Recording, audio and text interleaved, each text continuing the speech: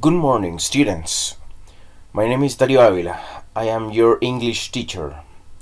Alright, bienvenidos a esta tercera unidad que tiene que ver con derechos y deberes.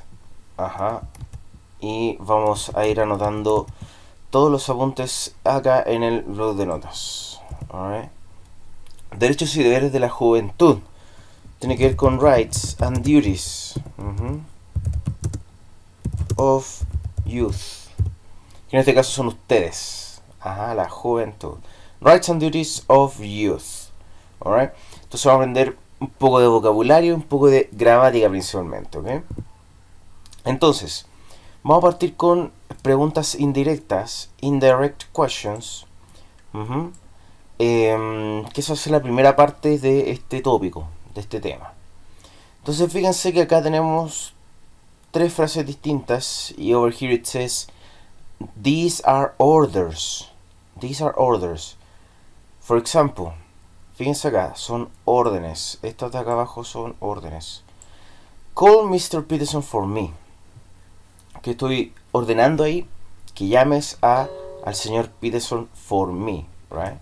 Que llames al señor Peterson por mí. La siguiente dice turn the lights on. Prende las luces. Lend me your pen. Préstame tu lápiz. Right? Entonces todas estas son órdenes, porque parte acá con una acción, simplemente con una acción. Acá fíjense que no hay ningún sujeto, acá tampoco. No hay ningún sujeto. Entonces el hecho de partir una oración con un verbo sin sujeto, sin ing, sin nada, simplemente con la forma más pequeña de una acción, ahí estamos utilizando órdenes, ¿ya? Call Mr. Peterson, turn the lights on, lend me your pen. Estas son órdenes, ¿ok? Y que puede ser con cualquier acción, cualquier otro verbo. En cambio, lo que vamos a hablar hoy día, que tiene que ver con preguntas indirectas, vamos a utilizar el auxiliar could. Alright? So could is used to make requests, make requests, pedir cosas, or ask for permission more formally, alright? Formally, de manera formal, de manera educada. Entonces, ¿para qué sirve? Principalmente to make requests, para pedir cosas, hacer requerimientos, pedir cosas, que es distinto a hacer una orden, como lo habíamos visto anteriormente, que estas son órdenes. Estas son órdenes, pero en cambio acá vamos a utilizar requests, peticiones, de manera formal. Entonces, en vez de decir call Mr. Peterson for me, vamos a decir could you call Mr. Peterson for me. Alright. Entonces aquí tenemos el verbo auxiliar, que en este caso es could. Tenemos el sujeto, que le estoy pidiendo esta petición. Y tenemos the main verb, la acción principal. Entonces auxiliary verb, que en este caso es could. Tenemos después el sujeto, que le estoy pidiendo la acción. Y la acción principal. Could you call Mr. Peterson for me, please? Entonces, claro, la respuesta, este es un diálogo, la respuesta ahí sería certainly, one moment, please. ¿Ya? Ciertamente, un momento, por favor. Right? Entonces, esto tiene que ver con un contexto más formal, más amable, ya, de cierta forma. Entonces, la siguiente, en vez de decir turn the lights on, aquí voy a utilizar lo mismo otra vez. Verbo auxiliar could, auxiliary verb, you, que es el sujeto, y turn on, que es la acción principal. Alright. Aquí yo puse the lights porque a eso estoy pidiendo que lo prenda. Could you turn the lights on, please? Entonces, claro, estoy pidiendo que si por favor me prende las luces. Alright. Si por favor prende las luces. Entonces, claro, la respuesta sería of course. Entonces exactamente lo mismo ocurre con la siguiente. La anterior, acuérdense que había sido lend me. El verbo lend tiene que ver con prestar, con pasar. Lend me your pen es préstame tu lápiz, pásame tu lápiz. En cambio acá, además de estar utilizando could, que es para peticiones más formales, más amables, aquí estamos utilizando borrow, que es pedir prestado. Alright. Borrow, pedir prestado. Y lend es prestar. Se fijan que hay una diferencia ahí. ¿Ok? Entonces, si yo digo, could I borrow your pen? Te podría pedir prestado tu lápiz. ¿Ya? Te podría pedir prestado tu lápiz. Entonces ocurre exactamente la misma situación. El verbo auxiliar que es could, el sujeto que estoy pidiendo esta acción y después la acción principal, el verbo principal. Alright? Entonces, could I borrow your pen? Yes, here you are. Here you are es como aquí tienes. Alright? Entonces, esa es la primera parte que tiene que ver con peticiones de manera formal, de manera amable. Entonces, repeat after me. Could you call Mr. Peterson for me, please? Alright, ahí hay una petición formal y amable. La siguiente acá, a ver. Repeat after me. Could you turn the lights on, please?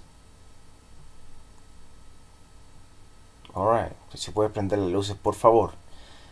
En la siguiente, repeat after me. Could I borrow your pen? Alright, could I borrow your pen? Eso tenía que ver con ¿me podías? ¿Qué cosa?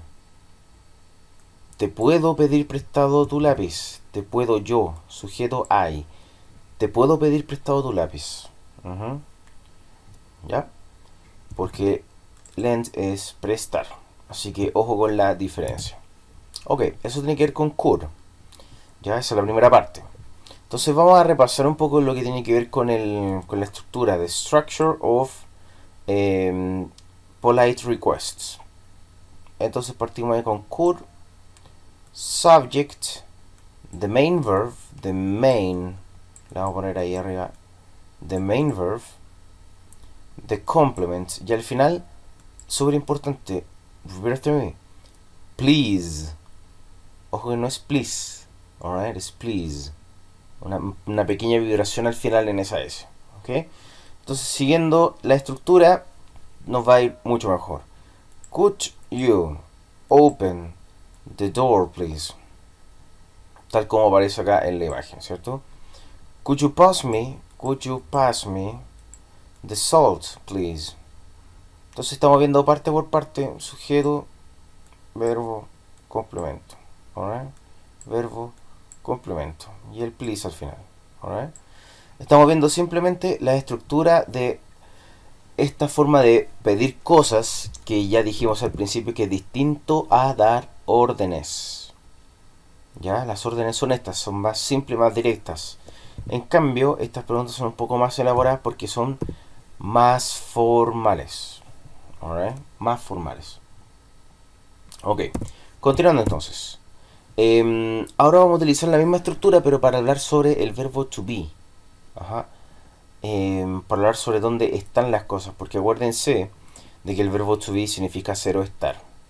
Entonces, en este caso, los dos ejemplos tienen que ver con la forma de que está. Entonces, fíjense que estamos siguiendo la misma estructura que de antes. La diferencia es que el verbo to be va al final. ¿Ya? El verbo to be queda al final cuando se utiliza para hacer estas preguntas. ¿Ok? El verbo to be queda al final. Entonces, por ejemplo, could you tell me where the door is? ¿Dónde está la puerta? Could you tell me where the door is? No decimos could you tell me where is the door, ¿ya? Sino que el verbo to be va al final, ¿ya? Al final. Después el otro ejemplo dice could you tell me where my keys are? Could you tell me where my keys are? Es lo mismo, ¿dónde están mis llaves? Acá, tal como en la imagen. Could you tell me where my keys are? No decimos where are my keys, ¿ya? Porque estamos haciendo una pregunta en este caso, ¿ya? Una petición formal que me digas. Could you tell me where the door is, where my keys are? Ya estamos utilizando la forma estar del verbo to be. Estar.